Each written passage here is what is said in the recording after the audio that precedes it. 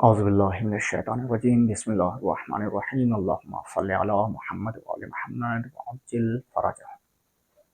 नाज़रीन करम सलाम अलैकुम व रहमतुल्लाहि व बरकातुहू। हमारे और आपके चैनल मसाइल और अहल बैत पर आपका खैर मक़दम करता हूँ। जैसा कि आप जानते हैं कि इस चैनल के बनाने का मकसद यही है कि हर बालिग़ और आक़िल इंसान मसाइल की तरफ रुजू करें ताकि मसाइल को बेहतरीन तरीके से जानें और उस पर अमल करें, क्योंकि जब तक इंसान जानेगा नहीं तब तक इंसान अमल कर नहीं सकता। तो जैसे कि गुज़श्ता वीडियो में मैंने 3 सवाल के जवाब दिए थे। वो 3 सवाल क्या थे? उसका पहला सवाल ये था कि तक़लीद की तारीफ़, दूसरा सवाल था कि तक़लीद हदीस की रोशनी में, तीसरा सवाल था कि तक़लीद किन अफ़राद पर वाजिब है। तो ये 3 सवालात के जवाब दिए गए थे।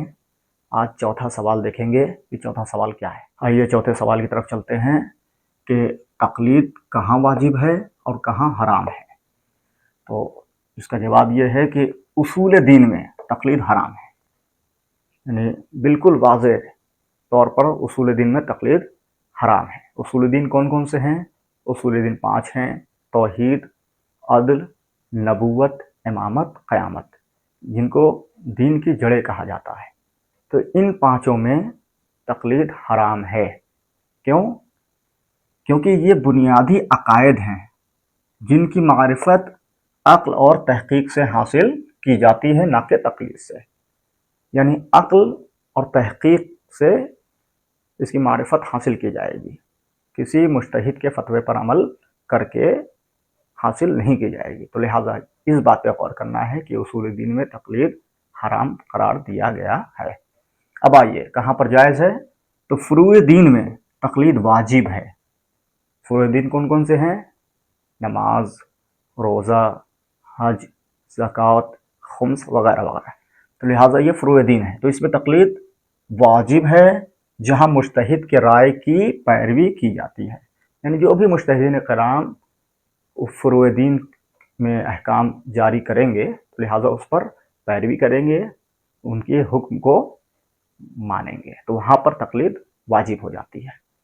5वां सवाल देखिए कि जिन मुज्तहिद की तक़लीद की जाए उनमें किस शराइत का होना वाजिब है। यानी जिस मुज्तहिद की भी आप तक़लीद कर रहे हैं उसमें कौन कौन से शराइत पाए जाने चाहिए, यह भी जानना बहुत ज़रूरी है, क्योंकि इंसान जब तक जानेगा नहीं तब तक मुज्तहिद की पैरवी कर नहीं पाएगा। तो आइए इसका जवाब लेते चलें कि पहली शर्त मर्द हो, यानी जिसकी तक़लीद कर रहा है उसमें पहली शर्त ये पाई जानी चाहिए कि वो मर्द हो, यानी औरत की तक़लीद जायज़ नहीं है। दूसरी शर्त बालिग़ हो, बालिग़ होना बहुत ज़रूरी है, यानी नाबालिग़ अगर 15 साल से कम का कोई बच्चा है तो लिहाजा उसकी तक़लीद इंसान पर वाजिब नहीं है, उसकी तक़लीद जायज़ नहीं है, तो लिहाजा बालिग़ होना बहुत ज़रूरी है। तीसरी शर्त यह है कि आक़िल हो, यानी जो मुज्तहिद हो, जिसके फ़तवे पे आप अमल कर रहे हैं, उसका आक़िल भी होना ज़रूरी है। ऐसा ना हो कि वो मजनू हो या वो पागल है, आप उसकी तक़लीद कर रहे हैं, तो लिहाजा आक़िल होना बहुत ज़रूरी है। चौथी शर्त शिया इस्ना अशरी हो, लिहाजा शिया इस्ना अशरिया होना बहुत ज़रूरी है, क्योंकि कुछ ऐसे भी हैं कि जो 6 इमामों को मानते हैं, जैसे ज़ैदिया फ़िरक़ा है, या और भी फ़िरक़े हैं कि जो कुछ इमामों को मानते हैं, तो लिहाजा उनकी तक़लीद जायज़ नहीं है। 12 इमामों के मानने वाले की तक़लीद जायज़ है। 5वीं शर्त हलाल ज़ादा हो, हलाल ज़ादा अगर है तब उसकी तक़लीद वाजिब होगी, अगर गैर हलाल ज़ादा है तो उसकी तक़लीद वाजिब नहीं होगी। 6ठी शर्त मोतदिल और मुतअर्रिफ़ हाफ़िज़े का मालिक हो, यानी हाफ़िज़ा जो है उसका कवी हो, इस एतबार से कि वो एतदाल और मारिफत से काम ले सके। तो लिहाजा वो जितने भी बातें कह रहा है, जितने भी अहकाम जारी कर रहा है, तो वो एतदाल और मारिफत के दायरे में आता हो। 7वीं शर्त यह है कि ज़िंदा हो, इस पर भी गौर करना है कि मुज्तहिद का ज़िंदा होना ज़रूरी है। ज़िंदा है तो उसकी तक़लीद आप करेंगे, मुर्दा है तो फिर जब तक वो ज़िंदा था आपने उसकी तक़लीद की, लेकिन अगर वो मुज्तहिद इस दुनिया से चला गया तो आपको फ़ौरन एक बेहतरीन मुज्तहिद की तरफ रुजू करना पड़ेगा जो बेहतरीन अहकाम आपको दे सके। तो लिहाजा ज़िंदा होना ज़रूरी है। और 8वीं शर्त यह है कि आलम हो, यानी अपने दौर का सबसे बेहतरीन हुक्म देने वाला हो।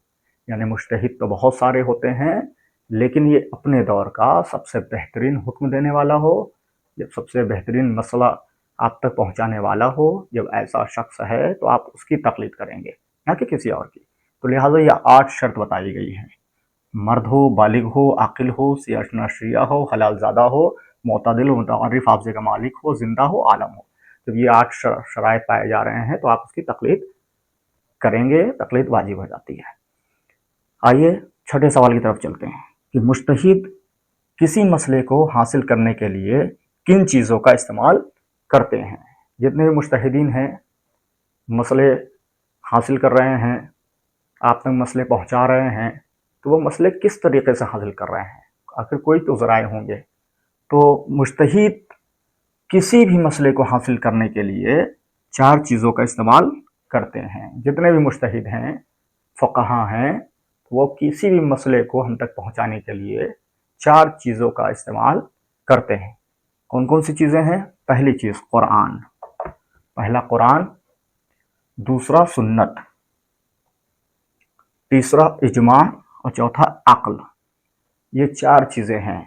कुरान से मसाइल को हासिल करते हैं, अहादीस मासूमीन से मसाइल को हासिल करते हैं, और इजमा यानी जमा यानी ढेर सारे लोग इकट्ठा होते हैं, मसाइल को हल करते हैं, और चौथा अक्ल, और अक्ल के ज़रिए से उस मसले तक पहुँचते हैं। तो कोई भी मुज्तहिद हो, किसी भी मसले को ला रहा है, आप तक पहुँचा रहा है, तो इन 4 चीज़ों के ज़रिए ही मसले को हासिल कर रहा है।